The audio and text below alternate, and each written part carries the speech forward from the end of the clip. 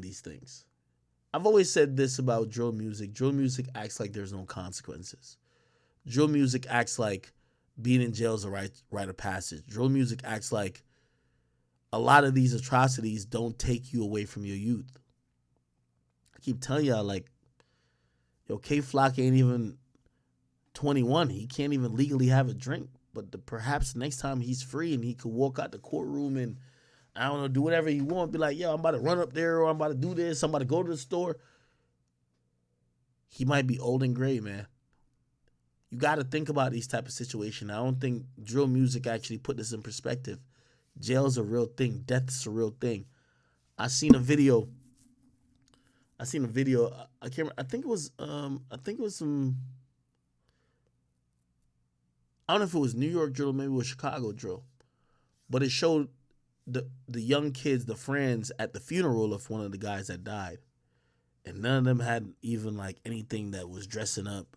Nobody had suits or nothing on. Everybody was just like in their regular attire, but they were all looking at the casket being lowered below. And I think, like, just from their facial expression, which I was concerned about, it's like they were trying to even understand or accept death. Like, death is a finality. Like, death isn't something that you could come back from. Death isn't something that is temporary. There's no more extra spawns. And I feel like a lot of people just don't understand that when it comes to like drill. People actually believe like, you know, there is either you live forever, or, you know, somehow you're heralded in death. But it's even worse when it comes to incarceration. You know, I give so much credit to K Flock being a great artist, but nobody cares about K Flock. He's an inmate. He's an incarcerated individual.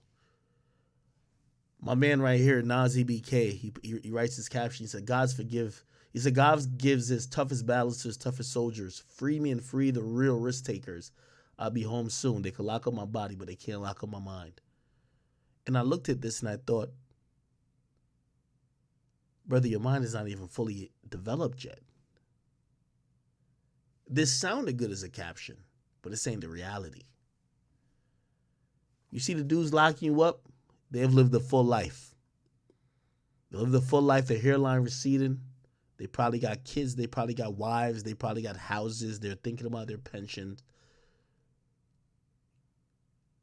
Not sure how old this guy is. You can't even legally drink. You could just put up some type of, oh, God gives his toughest battles to his toughest soldiers. Or somebody has to start realizing that jail and death is an actual thing. Going to jail for years or getting killed, there is no return from that. And when I see somebody like Nas Ebk, I look at this message, I said, this is bullshit. When you were free, you were operating like jail was like a rite of passage. This is not. You're caught in an attempted murder rap. This youthful presence you have here, much younger than me, is going to be wasted in those four walls you're going to be contained in. And I just can't understand how people don't cherish that. Your entire youth is going to be in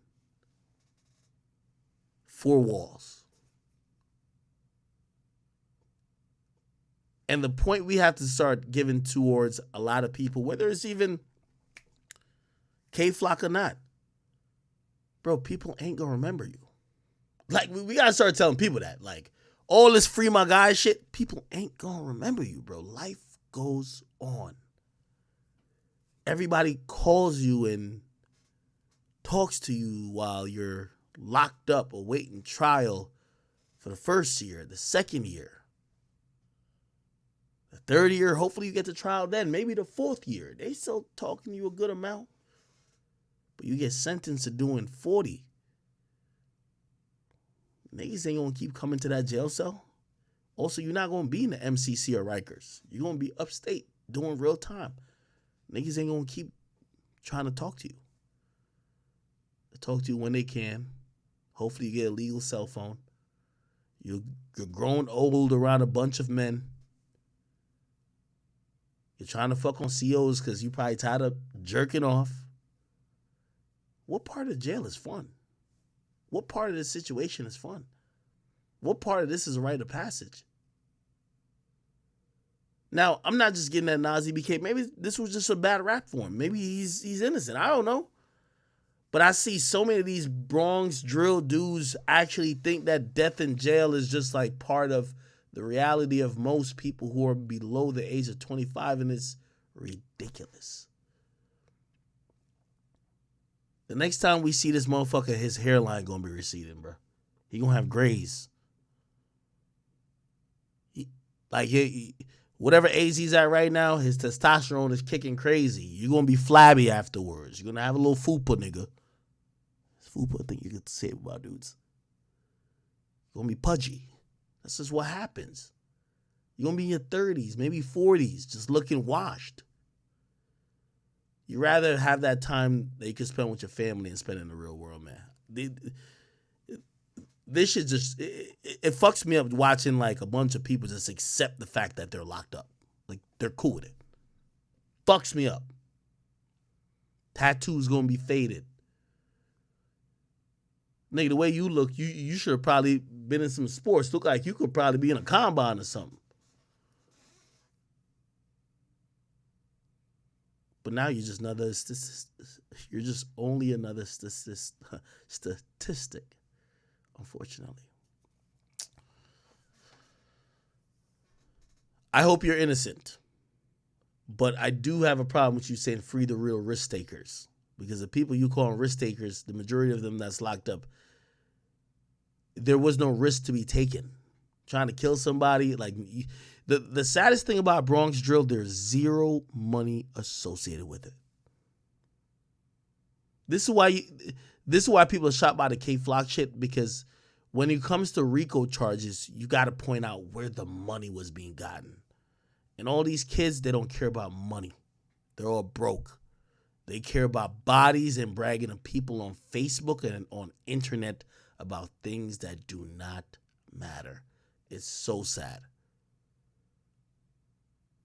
You're taking a risk for no fucking reason. I'm hoping you're innocent. If you are, I'll be the first person to invite you to come sit with me, and hopefully we could talk about it. But at this point, we've seen the stupid pranks you were doing for no reason. You're now accusing of killing somebody for no reason.